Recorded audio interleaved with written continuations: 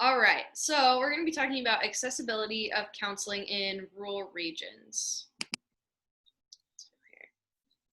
All right, so mainly what we looked at the center of Bronfenbrenner's ecological systems is the individual. And so the individual in this experience is going to be our client, or the clients in rural areas. So um, one of the main things that we looked at in our research of this topic was the stigma around seeking mental health care in rural areas, and how that's integrated both in their chrono system and in almost every aspect and every layer of their ecological systems. So that comes from like the patriarchy and white supremacy, that need to suppress emotions, not talk about them, like talking about emotions being a faux pas, and then trickles down the more you go into someone living in a rural area because they're so isolated from other ways of thinking and other concepts.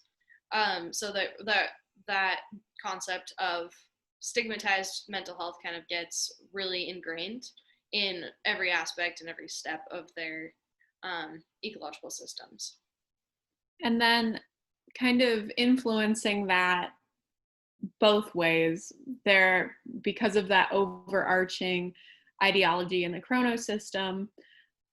Funding is limited for counselors in that area, as well as just kind of human services that have diverse beliefs or are made for a diverse population, because usually rural populations are alike in culture. So then from the exosystem, there that influences a smaller pocket of the mesosystem, and those interactions from like work, or parents have interactions from their coworkers, or just like communal pockets of interactions can influence then the microsystems, which are just like held beliefs between the communities, and then the nuclear family, which then influences the individual. But as Madeline was saying before, the individuals are influenced by the chrono system, but everything is influencing it all at once. So if we had little arrows, then we could see that it would be all over. And interconnected. All right, so how does this impact clients? So clients are going to experience a lot of stigma from the various systems, which we just talked about. But in that, they're not even given resources to combat those ideas. They don't have an opportunity to really even create any cognitive dissonance within themselves, because there's no available counselors to combat that stigma that's placed on mental health in their society. So it kind of goes from stigma circulated in all systems, kind of like Eva was talking about, interconnected stigma that just reinforces that ideal that mental health isn't something that needs to be taken care of. And then that stigma, again, reinforces laws that impact rural communities, and then people don't vote to have better mental health care. So that leads to a lack of counselors in their area to combat that stigma, or even to aid if there is a mental health need. And so clients really have no way to seek out therapists to get help because of that and those ingrained ideas. And then for counselors, the stigma experiences, again, come from pretty much everywhere in their system, and they're not funded. So stigma is circulated everywhere. It creates a major lack of funding in rural areas. So no one in rural areas, one, there's poverty in a lot of rural areas anyway, so there's not a lot of funding in the area in general. And then on top of that, because of stigma, counselors are undervalued, and so they're underfunded. And so they're overworked, underpaid, and devalued in these rural areas. And so that puts a lot of pressures on counselors and doesn't necessarily provide great working circumstances for counselors or clients. So this brings us to how we will advocate, and we have brainstormed a few different solutions for advocacy among professional counselors in rural areas and outside of rural areas. One of which is to spread awareness via social media. And we have seen, most of us on socials, kind of a mental health trend with Instagram and also TikTok, which targets younger audiences, to kind of have them be a part of a community with other younger people experiencing the same mental health issues, and gets kind of the word out and normalizes, destigmatizes seeking out therapy, wanting to have therapy.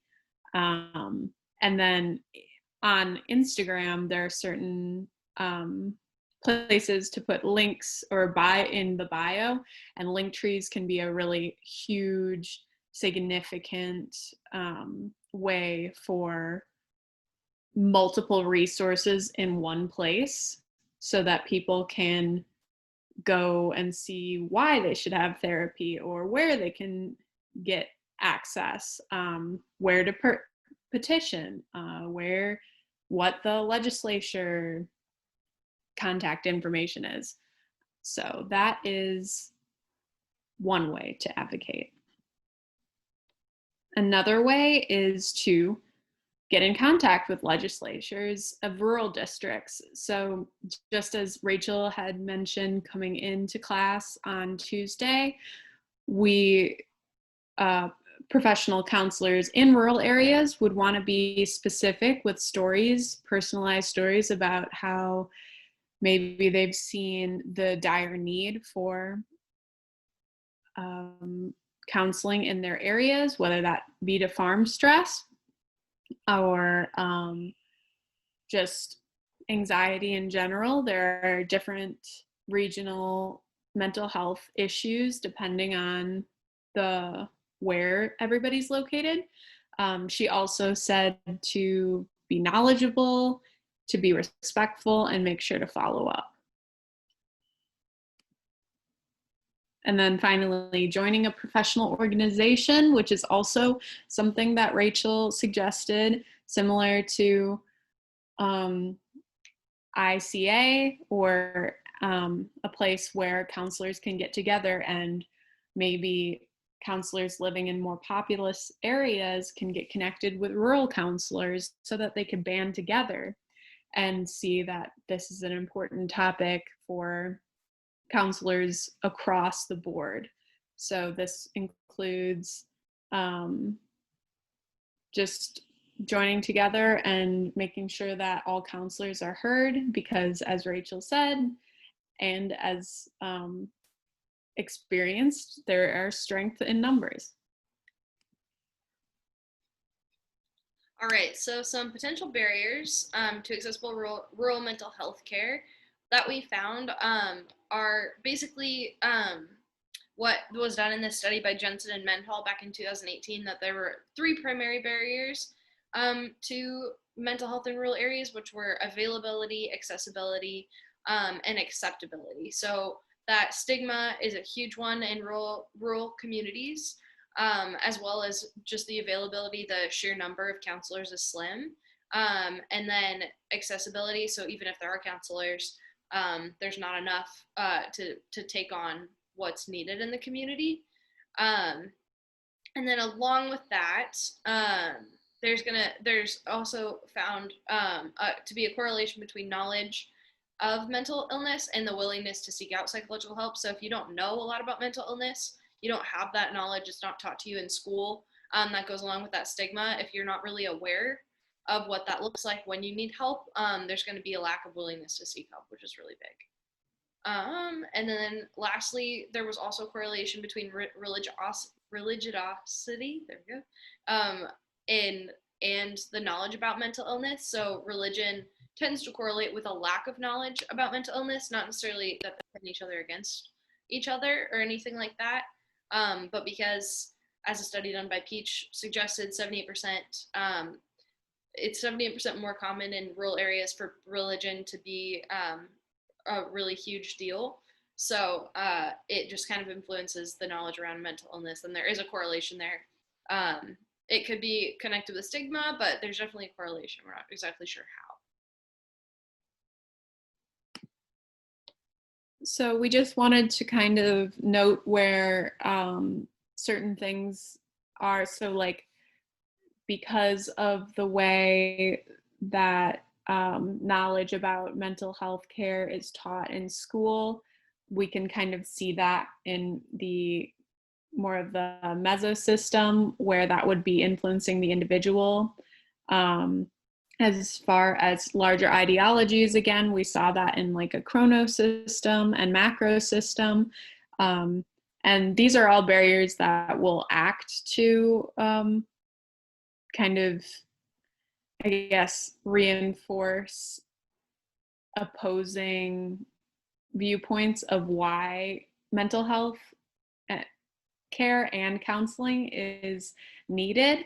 But through advocating and through connecting counselors with one another and clients with one another, and then connecting clients with counselors through social media and through letter writing, through representation in legislature, these are all ways to combat the initial barriers of the access to affordable and readily available mental health counseling in rural communities.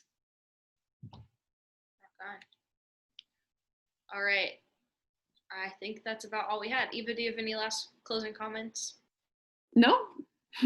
Awesome. Thanks, everyone.